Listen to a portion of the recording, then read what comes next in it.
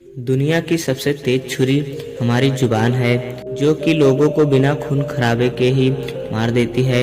हमारी भाषा और हमारे शब्द हथियार भी हैं और हमारी कमजोरी भी हैं। अगर हम अच्छे से सोच समझकर सही शब्दों का उपयोग करें तो वो शब्द इंसान को सफल बना देते हैं। वहीं अगर हम बिना सोचे समझे कुछ भी बोल दें तो वही शब्द हमारे जिंदगी को नरक भी बना देते हैं। चुप रहना अपने आप में एक बहुत बड़ी शक्ति है। आप चुप रहकर बहुत कुछ हासिल कर सकते हैं। अब आप सब लोग यही सोच रहे होंगे कि आखिर चुप रहकर हम सफलता कैसे हासिल कर सकते हैं। हमें कुछ भी कार्य करने के लिए बोलना तो पड़ेगा ही। अरे तो मैं भी तो ये नहीं कह रहा कि आप बिल्कुल चुप रहो, आप एक शब्द भी न बोलो, बिल्कुल चुप ही रहो। यहाँ चुप रहने का मतलब बिल्कुल भी ना बोलने से नहीं है। हमें बोलना चाहिए, मगर उतना ही बोलना चाहिए जितना कि हमें बोलने की आवश्यकता हो।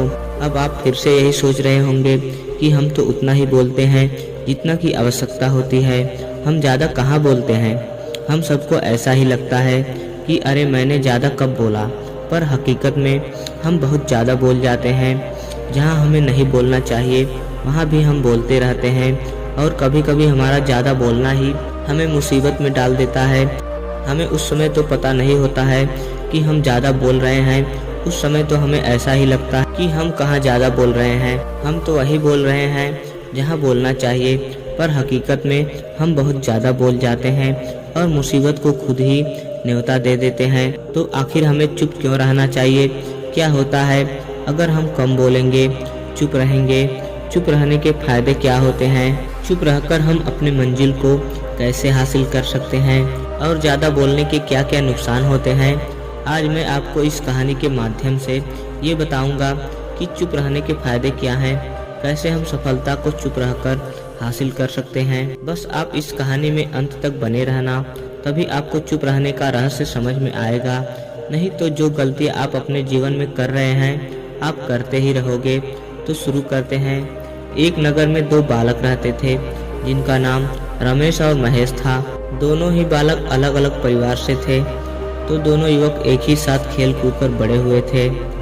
जब वो दोनों समझदार हुए तो उनके माता पिता ने शिक्षा ग्रहण के लिए आश्रम में भेज दिया। रमेश और महेश दोनों ही एक ही आश्रम में शिक्षा ग्रहण किया करते थे, मगर महेश का स्वभाव कुछ अलग था, वह बिना बात के ही बोलता रहता था।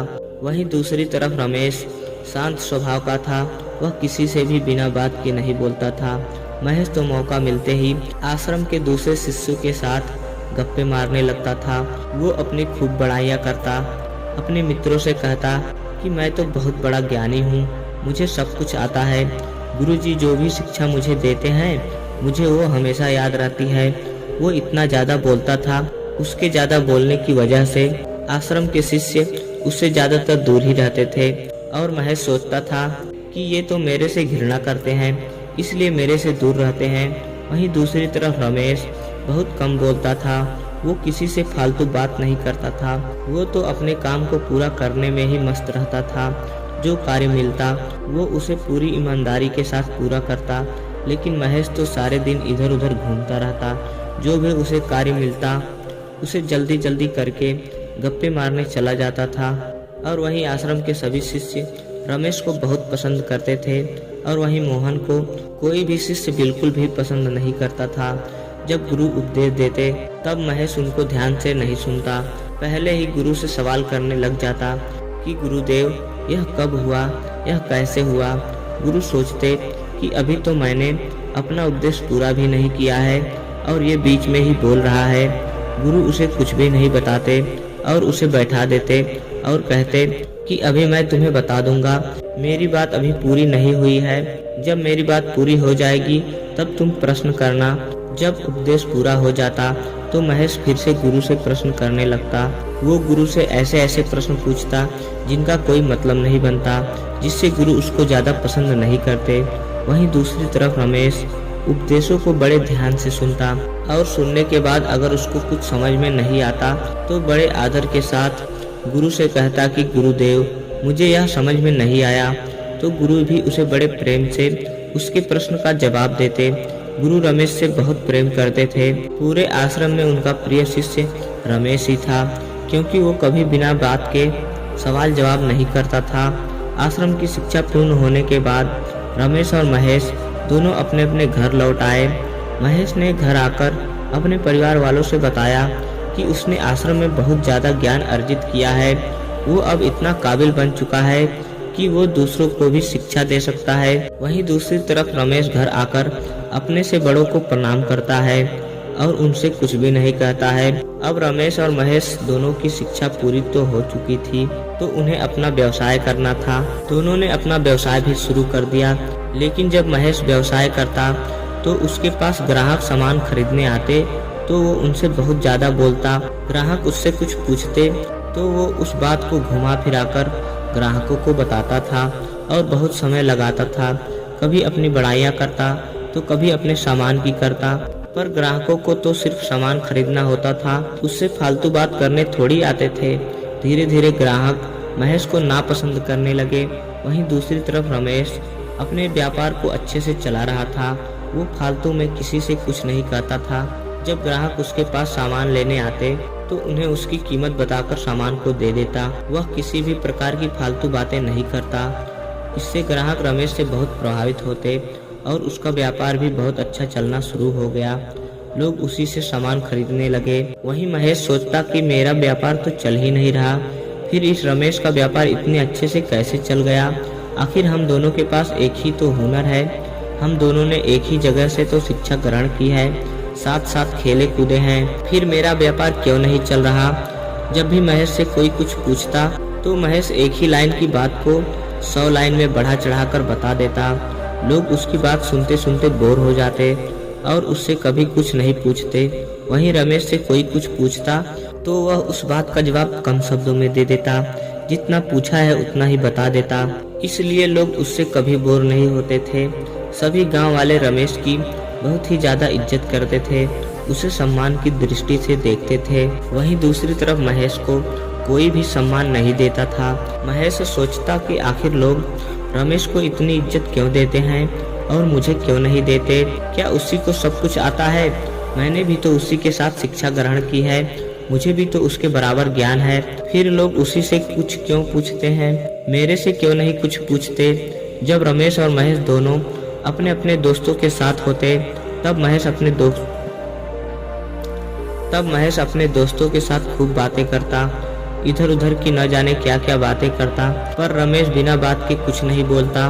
वह अपने दोस्तों से काम की बात पर ही बोलता, जिससे उनके दोस्त रमेश को ही पसंद करते और महेश से सब दूर हो जाते। वह सोचते कि ये महेश तो बिल्कुल ही फालतू बातें करता है और रमेश तो काम की बातें करता है।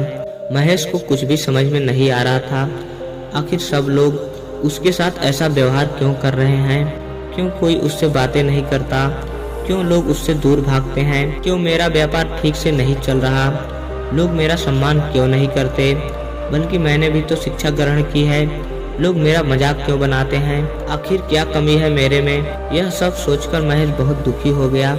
वह सोचने लगा कि आखिर रमेश के पास ऐसा क्या है जो मेरे पास नहीं है। आखिर मैं इसी के साथ तो पला बड़ा हूँ और इसी के साथ तो शिक्षा ग्रहण किया हूँ, इसी के साथ व्यापार भी शुरू किया मैंने, पर लोग इसकी इज्जत ज्यादा करते हैं, इससे बात भी ज्यादा करते हैं, इसकी प्रशंसा भी ज्यादा करते हैं, जबकि वही लोग मेरा मजाक बनाते हैं, मेरी बुराइयां करते हैं। आखिर ऐसा क्यों? जब हम साथ में शिक्षा ग्रहण कर रहे थे तब भी गुरुजी रमेश को ही ज्यादा प्रेम करते थे। अब मुझे उन्हीं के पास जाना चाहिए और जानना चाहिए कि आखिर रमेश में ऐसा क्या है जो मुझ में नहीं है। सभी लोग रमेश का बहुत ज्यादा आदर सम्मान करते हैं पर मेरा नहीं। यही सोचकर वो महेश अपने गुरु के आश्रम पहुंच जाता है। वहां गुरु अपने सभी शिष्यों को उपदेश दे रहे थे। महेश उपदेश खत्म होने का इंतजार करता है और फिर गुरु के पास जाता है। गुरु उसे देखकर उससे पूछते हैं कि क्या हुआ बेटा। गुरु की बात सुनकर महेश उनकी चरणों में गिर जाता है और कहता है कि हे गुरुदेव, सभी लोग मेरा मजाक बनाते हैं, मेरा व्यापार भी ठीक से नहीं चल रहा, कोई भी मेरे से मेरा सामान नहीं खरीदता, ना कोई मेरे से बात करना पसंद करता है, सब मेरे से दूर दूर भागते हैं, कोई मेरा आदर नहीं करता। वहीं रमेश का सब आदर करते हैं, उससे अच्छे से बात करते हैं, उसका व्यापार भी बहुत अच्छे से चल रहा है, सब उसका सम्मान करते हैं, पूरे नगर के लोग उसकी प्रशंसा करते हैं। उसके ज्ञान की तारीफ करते हैं, जबकि गुरुदेव हम दोनों ने आपके ही पास से शिक्षा ग्रहण की है। हम दोनों में इतना अंतर क्यों है? आखिर उसके पास ऐसा क्या है जो मेरे पास नहीं है? जो उसने सीखा है वही तो मैंने भी सीखा है। फिर मेरे साथ ऐसा क्यों हो रहा है गुरुदेव? मैं इस बात को लेकर बहुत परेशान रहता हूँ। मेरा व्यापार भी नहीं चल रहा है, घर वाले भी मुझसे ठीक से बात नहीं करते और कोई भी मेरे से बात करना पसंद नहीं करता। इन सब बातों से बहुत दुखी हूँ गुरुदेव। आप मुझे इसका कोई उपाय बताइए जिससे मैं भी रमेश की तरह बन सकूं। लोग मेरा भी सम्मान करें, मेरे से बात करें, जिससे मेरा व्यापार ठीक से चल सके। महेश की बात सुनकर गुरुदेव मुस्कुराकर बोले कि वत्स, इन सब बातों के पीछे का कारण बस तुम्हारा ज्यादा बोलना ही है। तुम्हारे ज्यादा बोलने की वजह से ही लोग तुमसे दूर रहते हैं, तुमसे बात नहीं करते, तुम्हारा आदर सम्मान नहीं करते। जबकि रमेश शांत रहता है, वो तभी बोलता है जब कुछ बोलने की आवश्यकता हो। वो बिना फालतू की बातें नहीं करता, वो तो इतना ही बोलता है जितने की आवश्यकता हो। इसलिए सब उसकी बातें सुनते हैं, उसका सम्मान करते हैं, उसके पास रहने की कोशिश करते हैं। उसके इस व्यवहार के कारण ही लोग उसी से सामान खरीदते हैं, जिससे उसका व्यापार भी बहुत अच्छे से चल रहा है। मैंने तो तुम्हें और रमेश को समान शिक्षा दी है और तुम उस समय भी पूरी बातें सुने बिना ही बीच बीच में शुरू हो जाते थे, जबकि रमेश पूरी बातों को बड़े ध्यान से सुनता था और इसके बाद अगर उसे कुछ समझ में नहीं आता था तभी वो पूछ। इस कारण ही वो मेरा प्रिय शिष्य था। गुरुदेव की बातें सुनकर अब महेश को अब समझ आ चुका था कि ये सब जो कुछ हो रहा है उसके साथ, वो उसके ज्यादा बोलने के कारण ही हो रहा है। फिर महेश ने गुरु से कहा कि गुरुदेव, अब मैं क्या करूं? अब आप ही मुझे कोई रास्ता बताइए। अब आप ही मेरी सहायता कर सकते हैं, जिससे कि मैं भी रमेश की तरह बन सकूं, लोग मेरा भी सम्मान करें। फिर गुरुदेव महेश को अपने पास बैठाते हैं और उससे कहते हैं कि इस दुनिया में तुम ही नहीं हो, बहुत से ऐसे लोग हैं जो जरूरत से ज्यादा बोलते हैं और ना चाहते हुए भी अपना जीवन बर्बाद कर लेते हैं। इसलिए तुम्हें उतना ही बोलना चाहिए जितना की आवश्यकता हो। तुम्हारा ज्यादा बोलना ही तुम्हारी बर्बादी का कारण है। अगर लोग तुमसे कुछ पूछें तो तुम उसी बात का जवाब दो जो वो जानना चाहते हैं। उससे फालतू की बातें मत करो। अगर तुम उनसे फालतू की बातें करोगे तो फिर वो बाद में तुमसे कभी भी किसी भी के बारे में नहीं पूछेंगे और वो तुम्हारी पूरी बातें सुनने से पहले ही वहाँ से चले जाएंगे, क्योंकि लोगों को ज्यादा सुनना पसंद नहीं है। वो तो अपनी बातों को कम शब्दों में सुनना पसंद करते हैं।